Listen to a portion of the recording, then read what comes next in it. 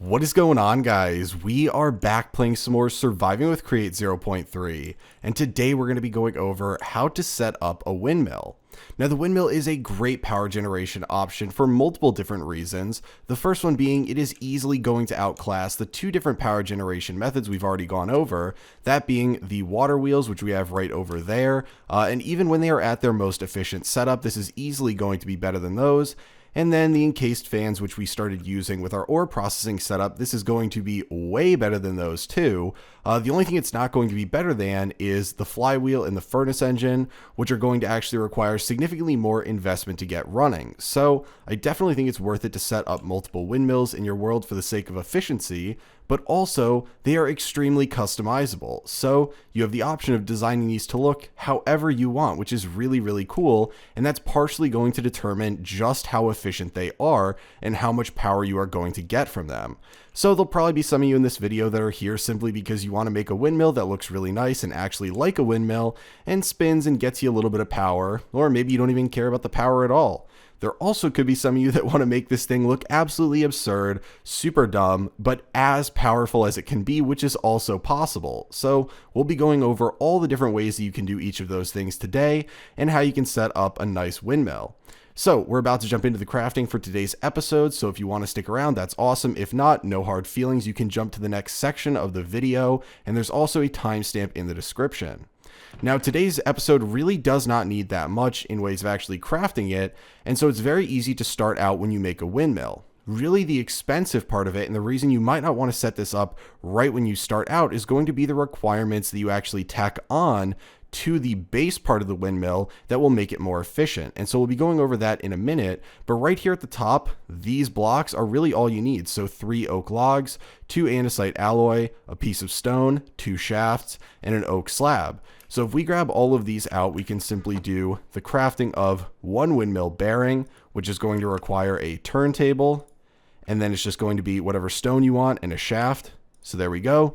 We have the windmill bearing. And then for our setup today, we're going to be using a radial chassis, which requires the 3 logs and 2 andesite alloy, but you actually don't even need these. So really, to start out, you might only need the windmill bearing, which obviously is super cheap. It's actually cheaper than some of the other options we have already set up.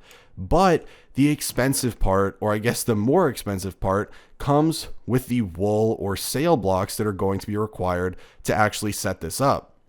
Now in today's episode, we're going to be designing it to actually look slightly decent. So we're going to be using 20 oak logs and 32 wool blocks. And then we're also going to need to make a slime ball for attaching these on together.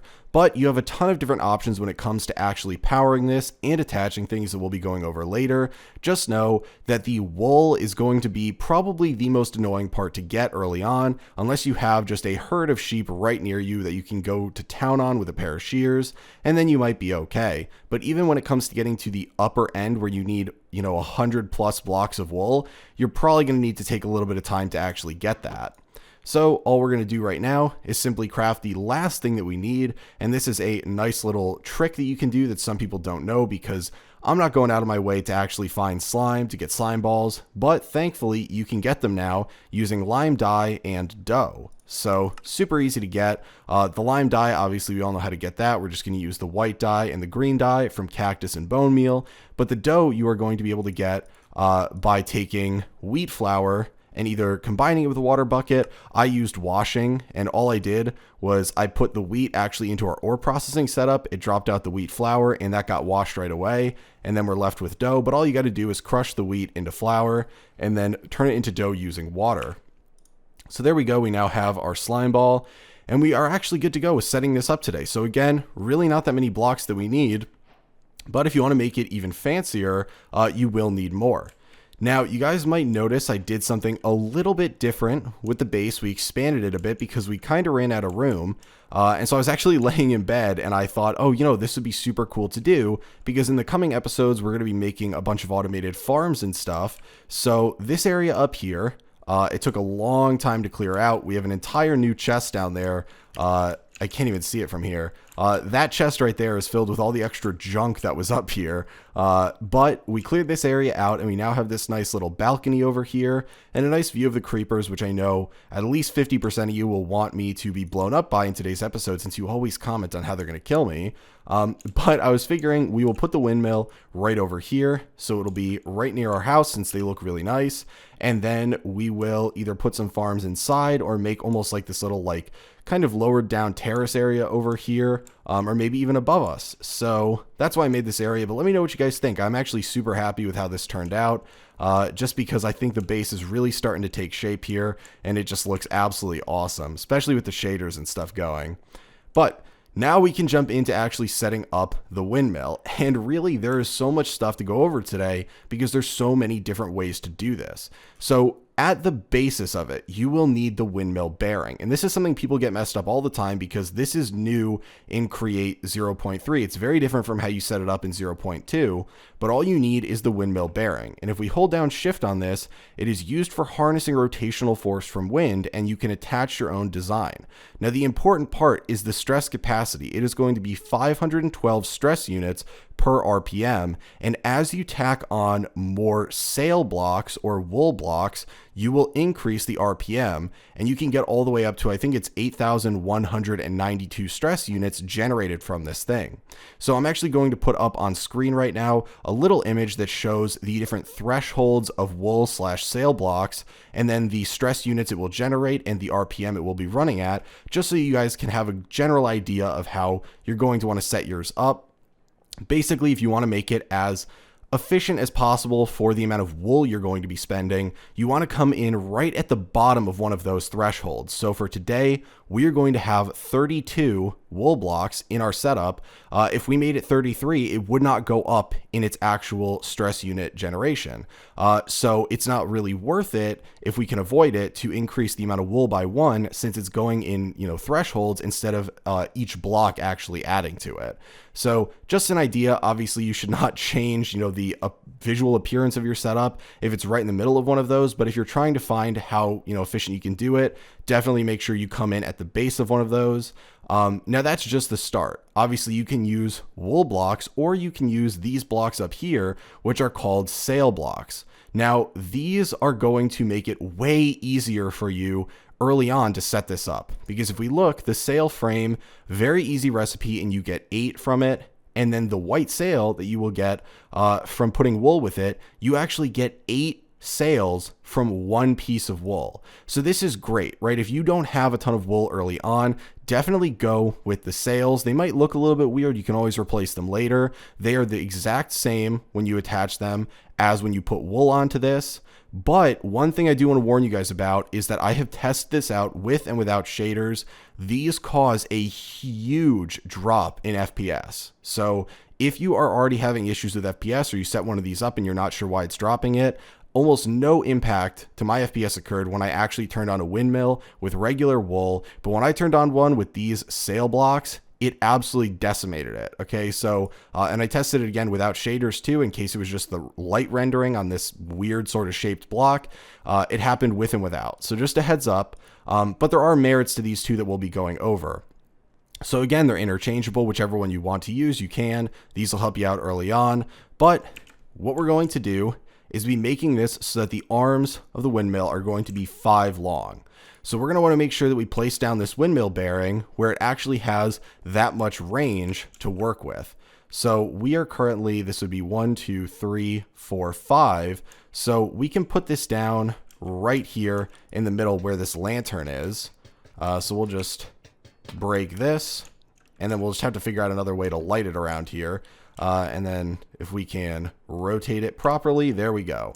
So we want it facing outward. Obviously, this is where the windmill is going to be going. And again, we are going to have a 5 block gap here so that it's not actually going to be hitting this wall. It'll be right up against it. And that's going to be important with the way we're setting this up later. So now we have the windmill bearing set up. After this, you have a couple options. Today we are using one radial chassis. Now what we're going to do with this is simply place it down right on the front of this. And I actually grabbed out some dirt so that we can kind of maneuver around here a little bit easier, since you'll probably be doing this no matter how you set it up. but we're going to put down the radial chassis. Now this is automatically going to stick to the windmill bearing. As you can see, this block itself is sticky. It looks just like a sticky piston, but the radial chassis needs to be made sticky. And so we do that by right-clicking on it with a slime ball and then actually doing it a second time. And that coats all the sides. It does not consume the slime ball, so you're only going to need one. But now this is able to hold our entire setup. Now, you don't actually need to use a radial chassis in the center here. If you were to only use sail blocks, you are able to connect those and they will attach on to the windmill bearing without using anything else. So you could make a windmill simply just out of sail blocks. It might not look that great, but it could just be a mass of sail blocks and they will all attach together and you won't need anything else to stick them on. So that is one option. The other is if you don't want this radial chassis, you can use a regular block right here, whether, you could use an oak log right here and expand off of that if you think that looks nicer. And to do that, you're going to need to end up using super glue to stick these together. So it's just going to use some slime balls, an iron sheet, and an iron nugget, and you're going to apply this to each block to stick it to the next subsequent block so they all hold on to each other. The nice thing about the radial chassis, if you don't know, is that this is going to, if we hover over it with the wrench, give us a controlled radius of blocks that it's going to hold on to. So this one right now, we're going to set it down to 5. So now any blocks that are attached to this going out 5 will be held on to this windmill. So we don't need to worry about applying any annoying stuff to them.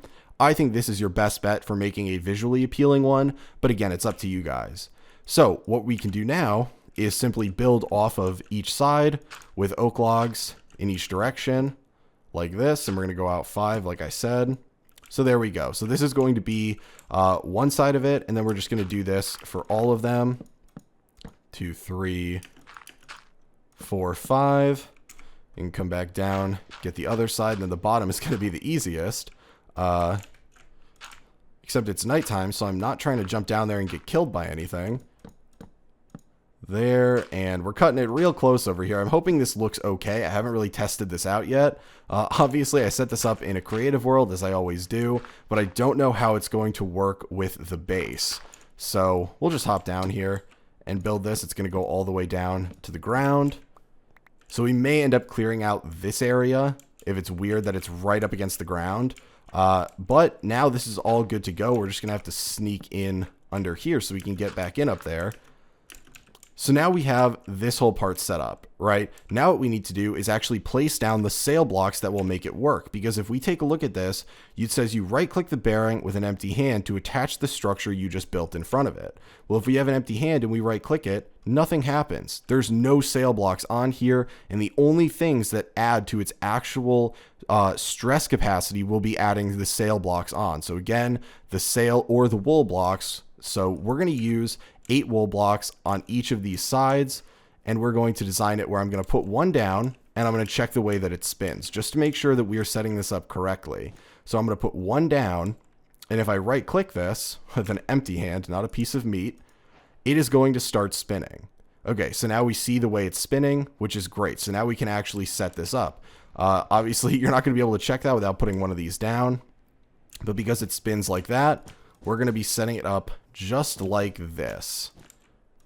And this is a design that I used, I believe, in the 0.2 series.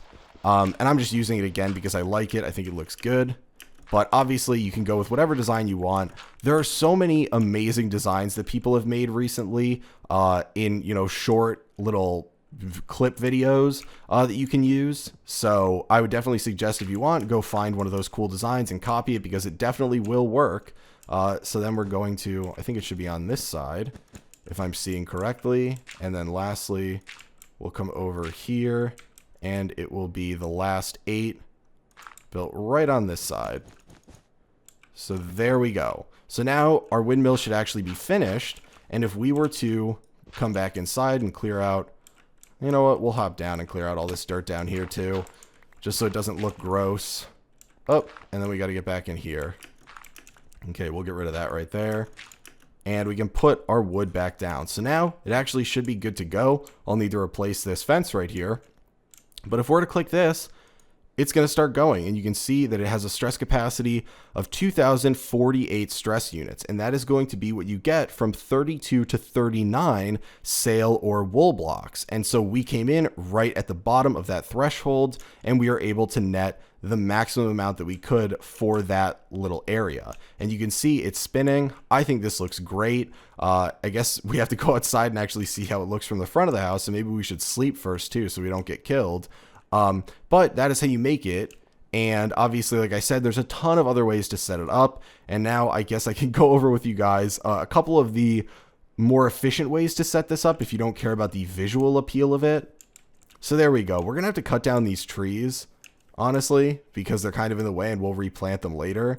But there we go. So we have our windmill spinning there. It's a little bit chunky, a little bit thick, but that'll get us some nice power. I think it looks pretty funny, honestly. But yeah, I'll clear out this area, maybe clear out down here a little bit so it's not right up against the ground. But that'll be a really great source of power generation that we do not have to maintain at all. Apparently that guy decided he wanted to stop burning, so he went in the water. So a couple ways to make this very efficient. One easy way is to use the sail blocks, so you're already saving a ton on wool, and to simply stack these, starting one right at the windmill bearing, and of course it will automatically attach because it's a sail block, and all other ones will be held onto it. The amazing thing is, even if they're oriented weird and they don't look like they're attached, if they are the adjacent block, they will hold onto it. And so you just stack those. You can make a huge, ugly square of them, and it will still work. So you can literally have a square that is rotating. You can do these vertically if you want, and you can just have a vertical square that is just spinning around and around and around. And admittedly, eventually in this series, we might do that. I'm not doing it with the first one. It would look super dumb, but you can do that. It's totally a viable thing to do, and it's the same with wool, right? If you don't want to use the sail blocks because of the FPS drop, if you get some super glue, you can use that and just stick a ton of wool blocks. You can make a huge block comprised of 128 wool blocks in whatever shape you want. Make it a square, make it a really long one stretching across the ground, make it super high all the way up, a tower of, one high. As long as you stick them together, they are going to spin, and you will be able to generate the maximum amount with something that doesn't even resemble a windmill. So a couple different things that you can do, just a cool, tricks if you're really only concerned about getting the most stress capacity out of this rather than making it look nice. But I think you can find a healthy balance between the two like we have right here. So that's probably going to be it for today, guys. Feel free to let me know what you think of both how the windmill looks, how the new area of the base looks. We're definitely going to be setting up some farms up here soon. Super excited, and I think it's super cool that we can come out here and watch the windmill going. But yeah, that's going to be it for today, guys. Sorry for the really long-winded explanation, but there are so many different ways to do this that we can't cover on camera that I felt the need to at least ramble a little bit so you guys know that there are other options for this, and it's not just that you have to use probably the least used option, which is going to be using the radial chassis. And also, by the way, if you want to make sure that this isn't going to attach to other blocks, when you have the radial chassis, if you hover over it with a wrench, it's going to show you and highlight all the blocks it attaches onto when they're there. Obviously, we made it set to 5 for the radius that it's going to latch onto before we put anything down. But if we were to hover over it now, all these blocks on the windmill would be highlighted and nothing else would be. So just one last tidbit of info before I hop off camera. But again, that's going to be it for today, guys. Hopefully you enjoyed the video. Feel free to let me know what you guys think about all the new stuff in the comments, as I love hearing your guys' opinion and any advice you have to make the base look nicer. And I will talk to you guys later.